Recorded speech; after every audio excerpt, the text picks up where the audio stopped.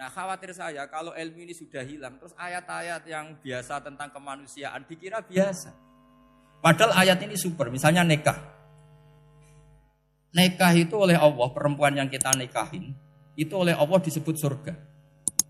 Saya punya bukti, misalnya gini ayat ya. Wala tangkihul musyrikati hatta yu'min, wala amatum mu'minatun khairum min musyrikati walau a'jabatkum. Terus terusannya ayat, wala tangkihul musyrikina hatta yu'minu. Wala abdu mu'minun khairum min musyriki walau a'jabakum. Terusannya ayat itu ulaika yad'una ilan nar. Para musyrikah yang ingin kamu nikahi karena mereka non muslim atau kafirah atau musyrikah itu hanya mengajak kamu masuk neraka. Maksudnya ngajak itu kan bisa saja kamu tertarik perempuan tadi sampai kompromi merubah akidah kamu. Terusannya ayat wa yad'u ilal jannah. Harusnya dengan perbandingan kamu jangan menikahi musyrikah. Logika perbandingannya kan wawaw yad'u ila nikahil mu'minah. Saya ulang lagi. Harusnya muqabalahnya kan wawaw yad'u ila nikahil mu'minah. Allah mengajak kamu supaya menikahi mu'minah. Tapi kata mu'minah sama Allah diganti wawaw yad'u ilal jannah. Allah mengajak kamu masuk surga. Ila nikahil mu'minah. Artinya gini. Setiap kamu hubungan intim sama istri kamu, itu adalah menjadi kamu tidak zina. Jadi kalau kamu tidak zina, barokahnya istri kamu ini penopang kamu masuk surga. Makanya Rasulullah pernah ditanya, ibadah itu apa saja? Nabi secara ringan diantara jawabannya, wa fi buti ahadikum shadaqah. Sudah kamu ngumpul istri kamu itu ya ibadah. Terus kata sahabat-sahabat, ya Rasulullah ayati ahaduna syahwatahu wa walahu ajrun. Yang benar saja Rasulullah, masa urusan gitu dapat pahala. Nabi jawabannya ya enteng. Alai salawaduha fi haramin aka'ana ali wisrun. Kalau dia salah yang dikeloni kan ya dosa. Berarti kalau ngeloni yang benar juga pahala. Berarti istri kamu itu jannah surga. Cuma jannah yang agak aneh karena rewel itu agak aneh. Jadi itu jannah yang agak aneh. Maka supaya jannah ini tidak aneh, kata Rasulullah itu cara bersuami istri itu kata Rasulullah halla jariyatan tula ibuka wa tula ibuka. Sebagian riwayat halla jariyatan tudhahikuha wa tudhahikuka. Kamu cari perempuan yang gampang guyon, gampang rileks. Mula abah itu rileks, mudhahaka ya rileks. Saya berkali-kali cerita, saya ini termasuk orang yang enggak pernah diskusi penting sama istri saya. Karena takut tegang. Biasanya kalau tegang itu yang suaminya kalah. Jadi saya itu enggak pernah diskusi penting. Saya kemarin mau ke Pasuruan ya, mau ke Peloso itu ditanya, mau kemana? Ya enggak tahu. Terus pulangnya kapan? Ya enggak tahu. Wong kok rohan. Ya saya senang saja. Enggak roh itu artinya kan bodoh. Orang bodoh itu enggak mukallaf, artinya enggak dosa kata saya. Jadi saya ngambil hikmahnya saja. Karena apa? Ditakoki kok jawabannya ora jelas. Ora jelas itu misteri. Memang dunia itu penuh misteri. Pokoknya tak itu. Pokoknya yang kira-kira itu jadi tidak penting. Rasulullah tuh kalau debat sama istrinya ya milih gitu, milih mula abba mudhahaka. Saya punya sekian cerita betapa Rasulullah tuh rileks ngadepin cemburu-cemburunan. Sayyidah Khadijah tentu orang yang super bagi Rasulullah. Sampai ketika adiknya Sayyidah Khadijah, kalau enggak salah namanya itu Halah itu. Kalau datang itu Rasulullah tuh menjamu karena mengingatkan suara Khadijah. Kalau muji Khadijah itu sudah langit Rasulullah. Sehingga Aisyah itu cemburu. Bagaimana Anda selalu muji Khadijah? Waqad abdalakallahu khairan minha. Allah mengganti yang lebih cantik ketimbang Khadijah dan lebih muda. Maksudnya Aisyah. Kenapa masih muji yang sudah meninggal? Tua lagi kan. Gantian Sayyidah Fatimah yang tersinggung karena ibunya ditua-tuakan kan. Itu ketika Fatimah cemburu, mangkelnya sama Sayyidah Aisyah. Mangkel manusiawi loh.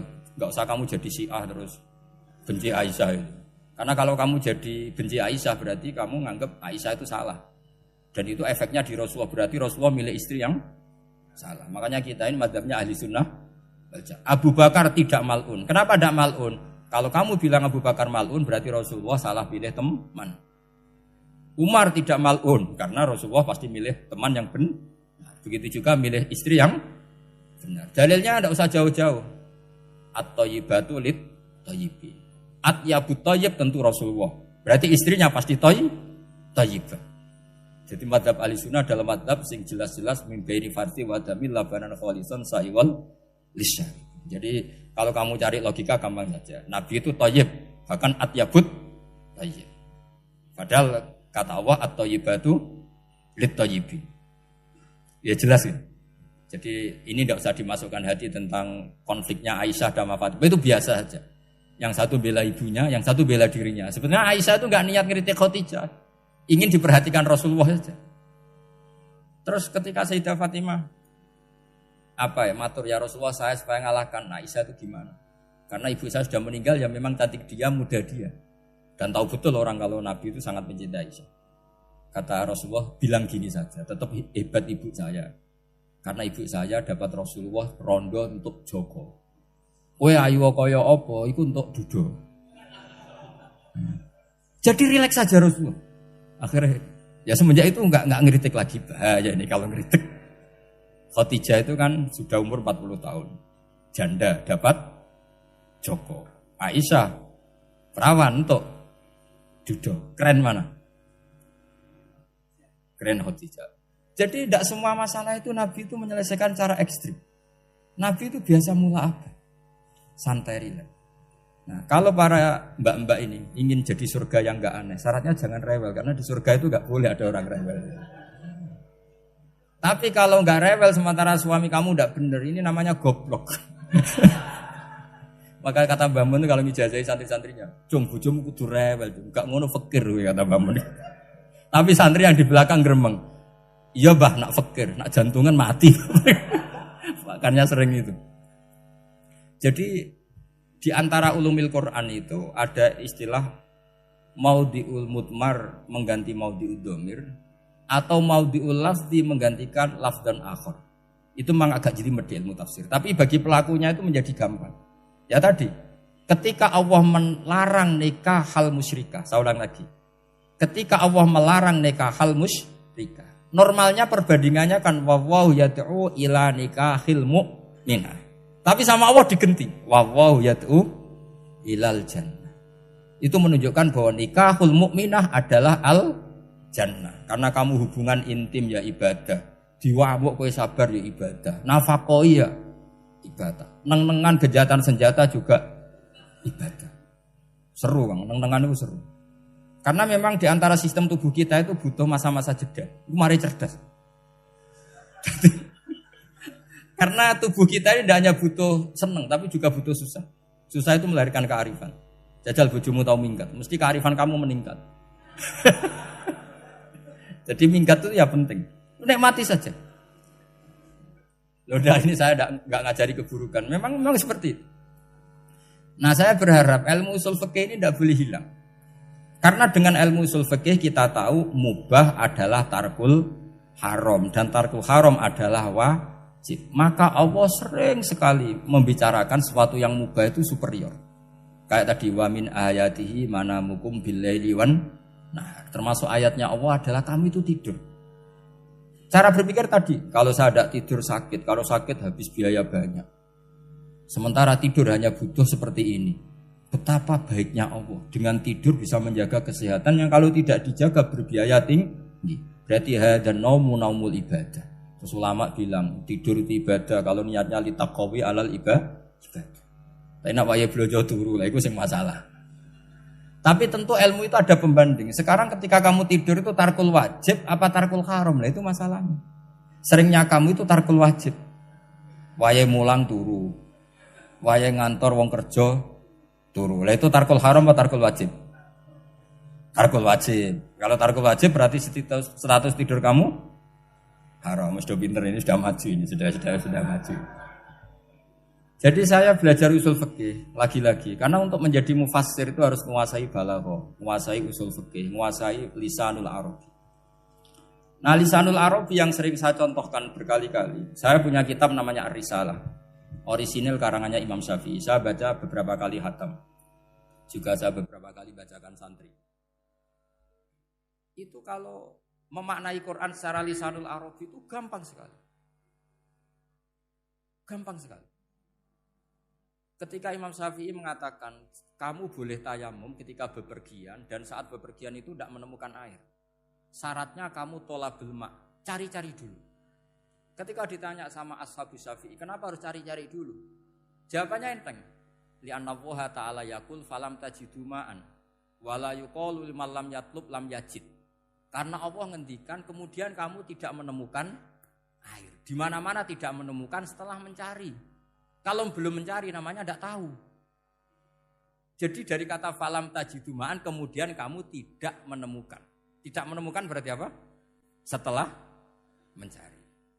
Sehingga beliau mensyaratkan dicari-cari dulu, baru berkesimpulan tidak menemukan. Nah setelah tidak menemukan kamu baru boleh tayang. Segampang itu ilmu usul fikih di depan Imam Syafi'i. Ulumul Quran dianalisis dengan usul fikih. Ketika ditanya, kenapa Anda mensyaratkan nikah itu pakai wali? Ayatnya apa? Kalau hadisnya jelas, la nikaha illa biwaliyin mursyidin. Ayatnya apa? Imam Syafi'i secara enteng baca ayat fala ta'duluhunna ayyankihna azwajahunna idza tarawdu bainahum bil ma'ruf. Jika wanita yang kamu waleni, saya ulang lagi, jika perempuan yang kamu walikan, misalnya kamu punya anak yang umur 20 tahun ingin nikah sama seseorang. Seseorang ini layak. Ya misalnya kiai ya apal Alfiyah. Tadi kata Mbah Mus itu muridnya Mbah Khalil Alfiyah diwolak-walik apa? Saking seringnya belajar Alfiyah kata beliau sampai santri apal Alfiyah wolak-walik tapi ora roh carane jamak kosor. Karena dulu pondoknya mau pondok nahwu. Jadi kayak di ngelirap itu. Tonggone nganti apal fa'ala yaf'ulu fa'lan. Cinone wis apal saking bedino itu ujiane ra selawatan fa'ala yaf'ulu fa'lan wa ma fa'lan wa huwa fa'ilun. Jadi pondok ya macam-macam. Itu saya tadi sampai mana itu? Tentang apa? Wali nikah tadi. Di bab fikih, saya ulang lagi di bab fikih. Itu kata Allah, jika perempuan yang kamu walikan itu ingin nikah, fala ta'duluhunna, jangan kamu larang. Kata Imam Syafi'i, kalau seorang wali tidak punya hak mewalikan, maka larangan jangan menghalangi itu tidak ada gunanya.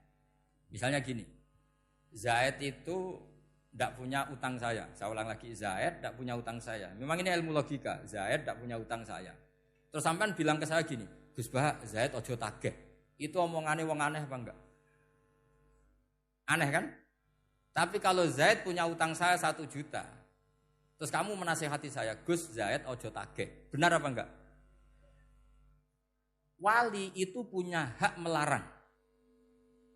Saya ulang lagi, wali berarti punya hak melarang putrinya tidak nikah. Sehingga diperintahkan Allah, kamu jangan pernah melarang. Berarti punya hak melarang. Kayak tadi, Gus ojo tagih, berarti aku dia hak nagih. Misalnya otoritas bandara ATR, pesawat Boeing sekian-sekian Lion, bolehkan landing di sini. Karena operatornya punya hak melarang. Juga punya hak mengizinkan. Tapi kalau orang lain kamu bilangin, pesawat Lion enggak boleh landing di Semarang. Orang lain yang enggak terkait dengan otoritas itu. Aneh enggak omongan itu? Aneh. Kalau wali dilarang menghalangi perempuan ingin nikah harus memberi izin maksudnya. Maka berarti wali punya hak menikahkan. Paham yang saya maksud? Makanya Imam Syafi'i mensyaratkan seorang perempuan yang nikah harus pakai wali. Jadi segampang itu. Kitab Ar-Risalah menerangkan ulumul Quran. Dan dalam banyak hal ulama dulu itu, makanya saya tadi berjanji, karena Quran itu bisa kamu baca fase, kamu dengerin suara enak ya enak, kamu dengerin logika yang enak ya enak. Jangan sampai kamu tidak dua-duanya. Suaranya sudah tidak enak, logikanya tidak enak, itu kacau namanya. Subhanallahi wa bihamdihi adada khalqihi wa ridha nafsihi wa zinata arsyihi midada kalimatihi. Subhanallahi wa bihamdihi adada khalqihi wa ridha nafsihi wa zinata arsyihi midada kalimatihi. Subhanallahi wa bihamdihi adada khalqihi wa ridha nafsihi wa zinata arsyihi midada kalimatihi. Subhanallahi wa bihamdihi adada khalqihi wa ridha nafsihi wa zinata arsyihi midada kalimatihi. Subhanallahi wa bihamdihi adada khalqihi wa ridha nafsihi wa zinata arsyihi midada kalimatihi. Subhanallahi wa bihamdihi adada khalqihi wa ridha nafsihi wa zinata arsyihi midada kalimatihi. Subhanallahi wa bihamdihi adada khalqihi wa ridha nafsihi wa zinata arsyihi midada kalimatihi.